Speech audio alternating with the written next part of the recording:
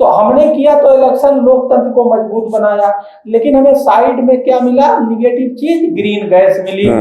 एक बार अगर दिल दिमाग सोच खून में ग्रीन इलेक्शन पैदा हो जाएगा, इसकी फिलॉसफी समझ में आ जाएगी, तो हार्डवेयर तो जो है वो ऑटोमेटिक अच्छा काम करने लगेगा। इसमें जो सबसे अहम बात है कि 2 रिसर्च पेपर हमारे तैयार हो रहे हैं। इसमें कोई ऐसा नहीं है जो इससे पीड़ित ना हो। जल जंगल जमीन सब पीड़ित है, पेड़ पौधे पीड़ित है, जीव जंतु पीड़ित है। तो हमें 2 चीज जरूरत है, जल और वायु।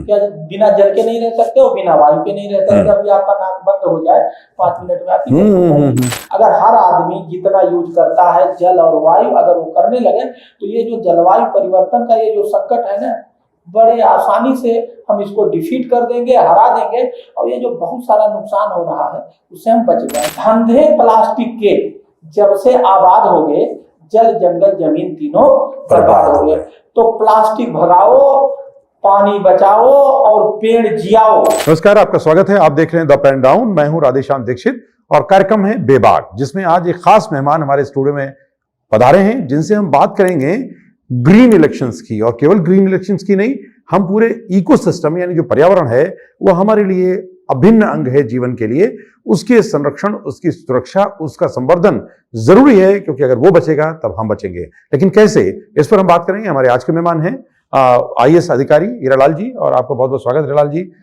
नाम में ही शब्द छिपा हुआ है, जीवन को इस रूप में बनाना हो तो आपको वो सारे अवयवों को संभालना है। कितना जरूरी है पर्यावरण, क्योंकि हम देख रहे हैं तापमान से जूझ रहे हैं लोग, फसलें नुकसान हो रही हैं, हम बहुत तरह की स्वास्थ्य की समस्याओं से घिरे हुए हैं, पानी का संकट बढ़ता जा रहा है, आपको एनवायरमेंट के तमाम तरह के संकट हैं। आपने ग्रीन इलेक्शन की बात की, क्योंकि चुनाव में आप पर्यवेक्षक की भूमिका में पंजाब में एक इनिशिएटिव आपने चलाया और उसके अच्छे परिणाम आए। पहले तो परिणाम क्या है और लोगों ने कैसे समझा और ये कितना जरूरी? देखिए, जो ग्रीन इलेक्शन है, सबसे तो बात यह है कि ग्रीन इलेक्शन चुनाव में कैसे आया। इलेक्शन का ग्रीन से क्या मतलब है, बिल्कुल ठीक बात। और कैसे इलेक्शन से ग्रीन जुड़ा जी। तो मैं आपको बता दूं कि जो इलेक्शन कमीशन ऑफ इंडिया है, जो MP का चुनाव कराता है, जो भी निर्वाचन, लोकसभा निर्वाचन के लिए, उसका 21 मार्च 2024 का एक शासनादेश, एक गाइडलाइन है, डिटेल्ड गाइडलाइन है। वो कहता है कि election should be conducted in a free, fair, transparent and eco friendly mode. तो जो इको फ्रेंडली है, मतलब वो इन्वायरमेंटल फ्रेंडली हो, इन्वायरमेंट को कोई नुकसान ना हो चुनाव से। इको एक बड़ा शब्द है, उसमें सब कुछ आता है। अब जो ये इको फ्रेंडली शब्द है, ये इंग्लिश का शब्द है, ये इससे आम जनता का कोई बहुत ज्यादा जोड़ नहीं है, पॉपुलर नहीं, तो हमने इसको, हम लोगों ने नाम रख दिया ग्रीन इलेक्शन। तो ये जो गाइडलाइन का इको फ्रेंडली है वही ग्रीन इलेक्शन है। और फिर हम लोगों ने यहाँ से ग्रीन का रिश्ता बना इलेक्शन से, और इस पर कार्रवाई प्रारंभ हुई। अब दूसरा पॉइंट ये समझना है, ग्रीन इलेक्शन क्या होता है। जब तक इसके ग्रीन इलेक्शन नहीं समझ में आएगा तब तक क्या होगा। देखिए, होता क्या है, जब हम चुनाव कराते हैं तो बहुत सारी गतिविधियां, एक्शन, एक्टिविटी ऐसा करते हैं जो कि चुनाव नहीं होगा तो नहीं होगा। जैसे बूथ हम चुनाव में ही बनाते हैं, तो उसको डेकोर करेंगे, उसके व्यवस्था बनाएंगे। दूसरी बात जो होता है, नेतागण आते हैं अपने पार्टी का कैंडिडेट का प्रचार, हम लोग ट्रेनिंग करते हैं, हम लोग जो है प्रचार प्रसार करते हैं, पार्टी डिस्पैच होती है, काउंटिंग होता है, बहुत सारी गतिविधियां होती हैं। तो ये जो गतिविधियां होती हैं extra because of the election process, वहां पे ग्रीन गैस पैदा होती है, और ये ग्रीन गैस नुकसानदायक होते हैं। तो हमने किया तो इलेक्शन लोकतंत्र को मजबूत बनाया, लेकिन हमें साइड में क्या मिला? निगेटिव चीज, ग्रीन गैस मिली। अगर हम इस ग्रीन गैस को किल कर दें, खत्म कर दें, मार दें, तो ग्रीन इलेक्शन हो जाएगा। तो इसके लिए हम लोगों ने क्या किया कि हम इसमें प्लास्टिक को का यूज बिल्कुल नहीं करेंगे, और करेंगे तो मिनिमम करेंगे, नहीं तो नहीं करेंगे। प्रत्याशी और राजनीतिक दल प्लास्टिक की झंडियां, बैनर बहुत बनाते थे। हाँ, और उसको आपने खत्म कराया। नहीं, हमने उतना ही नहीं किया, हमने कहा कि चाहे वो पॉलिटिकल पार्टी हो, चाहे वोटर हो, चाहे हमारे जो बूथ के मैनेजमेंट पोल ऑफिशियल हो, सबको प्लास्टिक का मिनिमम यूज करना है, नहीं करना है। ये तो ये हुआ, इससे ग्रीन गैस का जो प्रोडक्शन है कम होगा। अब मान लीजिए ग्रीन गैस पैदा ही हो गया because of some other action and activity, तो उसको हमें खत्म करना है, उसको जीरो करना है। तो इसके लिए हम लोगों ने कहा हर वोटर, हर ऑफिशियल, हर व्यक्ति पौधा लगाए। तो ये जो पौधा लगाने का अभियान चला, तो इससे क्या होगा, जो गैस पैदा होगा वो ग्रीन गैस उसको ले लेगा, पौधा ले लेगा और O2 दे देगा, तो ऑफसेट हो जाएगा। तो ये नटशेल में ग्रीन गैस को मारने का एक छोटा सा बहुत सिंपल, बहुत सरल, इजीली टू इम्प्लीमेंट उपाय है, और इसी को हम लोगों ने ग्रीन इलेक्शन कहा। बहुत अच्छा किया, और ये बहुत जरूरी है, आज के समय की मांग है, हमारे जीवन के लिए भी जरूरी है और पर्यावरण संरक्षण का बहुत अहम कदम है, क्योंकि प्रत्येक व्यक्ति अगर पौधा लगाएगा नहीं तो हमारे पर्यावरण का संरक्षण होगा नहीं। क्या इम्पैक्ट मिला जो आपने इनिशिएटिव लिया, उसका इम्पैक्ट क्या मिला पंजाब में? इसका इम्पैक्ट तो सबसे बड़ा ये मिला, जो इलेक्शन के दिन छुट्टी मनाते हैं, सोते रहते हैं ना, वो सब जुड़ गए इससे। अरे ये ग्रीन इलेक्शन क्या है, इसमें क्या होगा, अरे इसमें पौधा मिलेगा, पहले कभी नहीं हुआ। तो लोगों को ये जो नया नैरेटिव ग्रीन इलेक्शन का सेट हुआ, इससे आम जनता का जुड़ाव हुआ, और आम जनता का जब जुड़ाव हुआ तो इससे वोटिंग परसेंटेज बढ़ा। सबसे पहला फायदा तो वोटिंग परसेंटेज बढ़ाने में फायदा, वोटिंग परसेंटेज हर विधानसभा में 3 से 5% बढ़ा। ये बड़ी उपलब्धि। तो हमारे 9 MLA सीट में, जो कि पार्लियामेंट में 9 MLA सीट थी, 3 रोपड़ जिले की, 3 SBS नगर की, ये दोनों पूरे जिले थे। मोहाली जिले का 3 MLA में 2 हमारे पास था, और होशियारपुर जिले का 7 MLA में 1 हमारे पास। तो इसमें से 4 में वोटिंग परसेंटेज बढ़ा। रोपड़ के तीनों MLA में, तीनों में 1.8% वोटिंग बढ़ा। और वहां की जो DC थी डॉक्टर प्रीति यादव, उन्होंने बहुत प्रयास किया और बहुत अच्छा, तो उनका 3 का तीनों बढ़ गया। मोहाली में आस्का जैन DC थी, उनके 2 विधानसभा थे, 1 में उन्होंने अपना वोटिंग परसेंटेज बढ़ाने में कामयाबी मिली। इसी तरह से शहीद भगत सिंह में श्री रणदीप नवजोत सिंह पाल सिंह रंधावा DC थे, उन्होंने क्या किया, उनका जो वोटिंग परसेंटेज एवरेज 5% घटता, वो अपना वो घटोत्तरी रोकने में कामयाबी पाए, वो 1% 2% घटा। तो इस तरह से हमारे सारे DC, इसमें क्या है, सारे स्टूडेंट, सारे पोल ऑफिशियल्स, सारे पॉलिटिकल पार्टी, सारे पत्रकार, पूरा इकोसिस्टम एक यूनाइट हो गया और कहा ग्रीन इलेक्शन कराएंगे। तो वोटिंग परसेंटेज बढ़ा, पहला फायदा, और इको फ्रेंडली इलेक्शन हुआ। ग्रीन गैस जो वहां पैदा हुआ उसको हम किल करने में कामयाबी, और सबसे जो बड़ा फायदा हुआ, हम लोगों के दिल दिमाग सोच में ग्रीन इलेक्शन को पैदा करना चाहते थे। एक बार अगर ये सॉफ्टवेयर ठीक हो जाएगा ना, एक बार अगर दिल दिमाग सोच खून में ग्रीन इलेक्शन पैदा हो जाएगा, इसकी फिलॉसफी समझ में आ जाएगी, तो हार्डवेयर तो जो है वो ऑटोमेटिक अच्छा काम करने लगेगा। तो हम लोगों ने ये जो सॉफ्टवेयर ठीक करने में जो सोच बनाई, उसमें परिणाम मिला, ये बहुत बढ़िया परिणाम, ये सकारात्मक परिणाम देने वाला, सकारात्मक ऊर्जा को उत्पन्न करने वाला और सकारात्मक प्रयासों को और परिणाम के रूप में हासिल करने के लिए देश भर में इस संदेश को ले जाया जा सकता है। निश्चित रूप से निर्वाचन आयोग इस पर और काम करेगा और पूरे देश में ये विषय कैसे जाए। आने वाले समय में कई राज्यों में विधानसभा चुनाव होने हैं, और जहां पर और सीटें वैकेंट हुई हैं वहां पर भी चुनाव होंगे। तो निश्चित रूप से हम उम्मीद करते हैं कि आने वाले समय में ये प्रयोग न केवल एक बड़े अभियान का हिस्सा बनेगा, बल्कि इससे जन जन जुड़ेगा, और जुड़ना भी चाहिए, क्योंकि संविधान की मूल आत्मा है जो सबके हित में हो वो काम करना जरूरी है। अब ये बताइए, इसकी और रणनीति, अगर आप निर्वाचन आयोग की अपनी उपलब्धि को एक डॉक्यूमेंट के रूप में जरूर दे रहे होंगे, तो इसमें आप और क्या रणनीति बना रहे हैं ताकि ये इसका विस्तार देशव्यापी हो? देखिए, इसकी रणनीति ये है कि तीनों DM ने अपने जिले में ग्रीन इलेक्शन पे बुकलेट बनाई। श्री नवजोत पाल सिंह जो वहाँ के DC हैं SBS नगर के, मतलब शहीद भगत सिंह नगर के, उन्होंने तो 115 पेज की बुकलेट बना करके और ई-कॉपी हमसे ही उद्घाटन करा दिया था 5 तारीख को, उसकी कल उन्होंने हार्ड कॉपी। इसी तरह से डॉक्टर प्रीति यादव जो रोपड़ की DC है, उनका बुकलेट फाइनल स्टेज में है, वो भी बना रही हैं। और मोहाली की भी जो है DC जो है मैडम आस्का जैन, वो भी। तो ये तो डॉक्यूमेंटेशन हुआ, जिले वाइज बुकलेट बनी और डॉक्यूमेंट बना दिया। सामान्यतः इलेक्शन में होता नहीं है, जो काम हुआ वो इलेक्शन के बाद भूल जाते, तो ये बड़ा फायदा हुआ।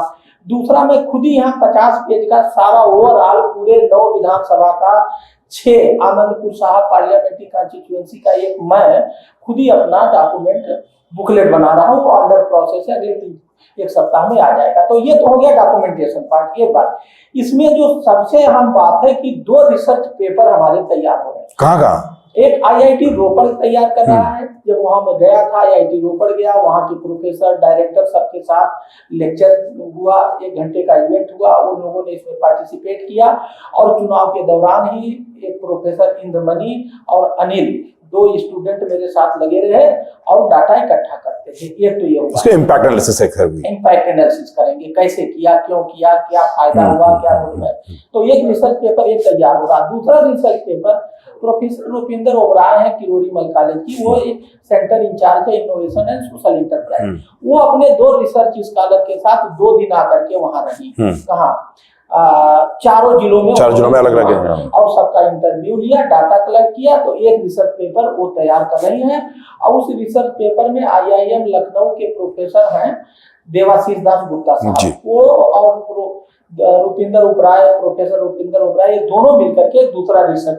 कभी आपने ऐसा नहीं सुना होगा, और ये डाटा कलेक्शन फर्जी ना हो और कोई ना हो, तो ड्यूरिंग इलेक्शन पीरियड ही हम लोगों ने वो डाटा कलेक्ट किया, जिससे वो डाटा जो हो रियल हो, क्वालिटेटिव हो, उसमें कोई जो है कोई मिलावट ना हो। तो ये एक डॉक्यूमेंटेशन में 2 रिसर्च पेपर रिनाउंड इंस्टीट्यूट से IIM लखनऊ, दिल्ली यूनिवर्सिटी का किरोरी मल कॉलेज, IIT रोपड़, ये करा, और करीब 4 बुकलेट बन चुकी है, बनने के प्रोसेस में कुछ बन चुकी है। ये बड़ी उपलब्धि है और देश में सहभागी प्रयासों की बड़ी आवश्यकता है। बहुत से ऐसे लोग हैं जो इंडिविजुअल एफर्ट्स करते हैं, अच्छे परिणाम भी मिलते हैं, लेकिन वो मल्टीप्लाई नहीं हो पाते और आगे नहीं जा पाते, और इसको आगे ले जाने के लिए ये सारे पैरामीटर जरूरी हैं। आपको बहुत बहुत शुभकामनाएं इस बात के लिए कि आप के जो सम्मिलित प्रयास हैं और उसमें सभी लोगों ने सहभागिता की, और ये एक संकेत भी है कि अगर सहभागी प्रयास हों, सम्मिलित प्रयास हों, मिलकर एकेडमिशियंस हों, समाज के विभिन्न क्षेत्रों में काम करने वाले लोग हों, जो एडमिनिस्ट्रेटिव ऑफिसर्स हैं वो हैं, सरकार के विभाग हैं, अगर सब मिलकर प्रयास करें तो कोई भी मंजिल दूर नहीं है और उन्हें हासिल किया जा सकता है। तो मैं जरूर आपसे जानना चाहूंगा कि इसमें कौन कौन लोग कोलैबोरेट हो सकते हैं, क्योंकि आपके इस साक्षात्कार के माध्यम से बहुत से लोगों के अंदर ये भाव तो आएगा और वो जुड़ना चाहेंगे। तो तरीका क्या है कि कौन कैसे कंट्रीब्यूट करे? देखिए, ये जो चुनावी ये जो मुद्दा है, climate change and the devastating effect of climate, इसमें कोई ऐसा नहीं है जो इससे पीड़ित ना हो। जल जंगल जमीन सब प्रभावित है, पेड़ पौधे पीड़ित है, जीव जंतु पीड़ित है, पानी पीड़ित है, समुद्र हमारे सब बर्बाद हो गए, पूरी बायोडायवर्सिटी पर। तो इसका मतलब इसमें कोई बचा नहीं है इसके प्रकोप से, और बचेगा भी नहीं, तापमान जैसे बढ़ रहा है। तो जब सब इससे प्रभावित हैं तो सबको मिलकर काम करना होगा। तो हमारी जो फिलॉसफी है, हम सबको मिलाते हैं।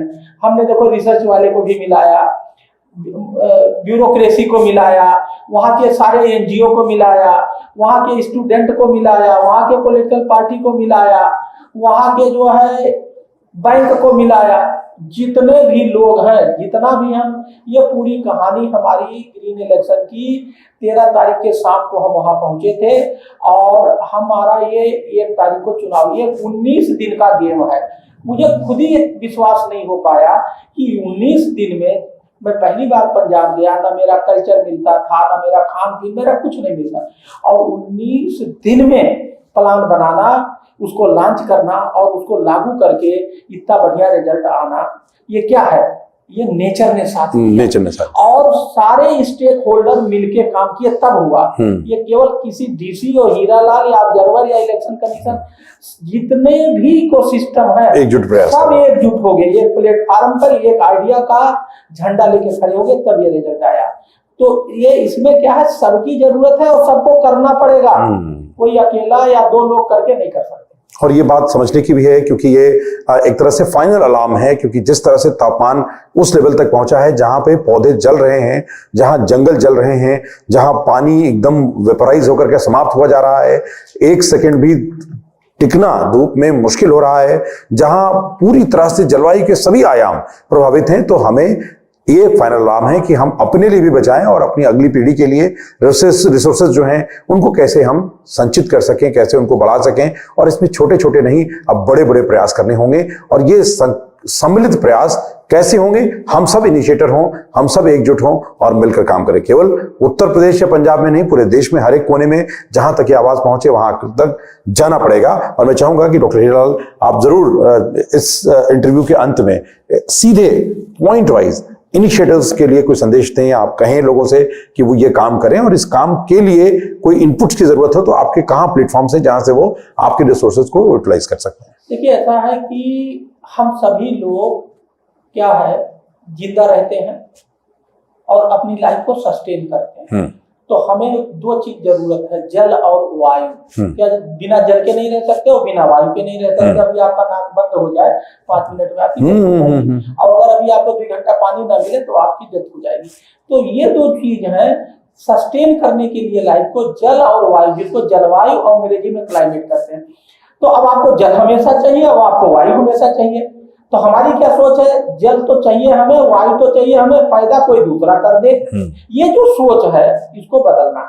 तो हम एक पूरे साल में जितना वायु, जितना O2 लेते हैं, जितना ऑक्सीजन लेते हैं प्राणवायु, उतना प्राणवायु हमें सबको जो लेता है उसको उतना पैदा करना चाहिए। तो पैदा करने के लिए क्या कि ऑक्सीजन की फैक्ट्री लगाना चाहिए। तो ऑक्सीजन की फैक्ट्री क्या है, पेड़ है। आप उतना पेड़ लगाइए जितना वो पैदा कर दे ऑक्सीजन जो आप एक साल में लेते हैं ये। और अगर आप ऐसा नहीं करते हैं तो आप ऑक्सीजन को लेने के कोई आपको मॉरल ग्राउंड या हक नहीं है। ये मेरा व्यक्तिगत विचार है। बिल्कुल ठीक कह रहे हो, और आप प्रकृति के अपराधी हैं एक तरह से। हाँ, दूसरा ये है जितना पानी आप पीते हैं, चाहे नहाने में धोने में, जितना यूज करते हैं एक साल में, उतना पानी आप कंजर्व करिए, बचाइए। कब, जब फ्री में ऊपर वाला पानी देता है बरसात में। अगर आप उतना पानी नहीं बचाते हैं तो नहाने धोने, सिंचाई करने या पीने का आपको क्या मॉरल राइट है। अगर ये दोनों चीज हर व्यक्ति, हर आदमी करने लगे और अपनी सोच बदल दे कि नहीं तो हमारा पानी और वायु का इंतजाम सरकार कर देगा, दूसरा कर देगा, हम नहीं करेंगे। अगर हर आदमी जितना यूज करता है जल और वायु अगर वो करने लगे तो ये जो जलवायु परिवर्तन का ये जो संकट है ना, बड़े आसानी से हम इसको डिफीट कर देंगे, हरा देंगे, और ये जो बहुत सारा नुकसान हो रहा है उससे हम बच जाएंगे। तो मेरा यही संदेश है कि सभी लोग जितना वायु लेते हैं उतना पैदा करो, जितना पानी यूज करते हैं उतना बचाओ, और प्लास्टिक को भगाओ। एक 2 लाइन का एक नजरे आलम साहब है बांदा के, उन्होंने मुझे लिख के दिया है कि धंधे प्लास्टिक के जब से आबाद हो गए, जल जंगल जमीन तीनों बर्बाद हो गए। तो प्लास्टिक भगाओ, पानी बचाओ और पेड़ जियाओ। अगर ये 3 चीज हम कर लें तो क्लाइमेट चेंज हमारा कुछ नहीं बिगाड़ पाएगा और हम मुस्तैदी से उसे डिफीट कर देंगे। बिल्कुल, और हम बैंक में पैसे जमा करते हैं कि गाड़े वक्त में वो काम आएंगे, लेकिन अगर जमा नहीं करेंगे तो हम निकालेंगे क्या। ठीक इसी तरह से अगर हम ये सारे जो पंच तत्व हैं उन सब के संरक्षण करने की जरूरत है। जल जंगल जमीन बेहद जरूरी है, और ये जब बचेंगे, जब ये बढ़ेंगे, तभी हम इनका उपभोग करेंगे और आने वाली पीढ़ी को हम विरासत के तौर पर कुछ देकर जाएंगे। वरना हम सब एक कटघरे में खड़े हैं और एक संकट के दायरे में हैं।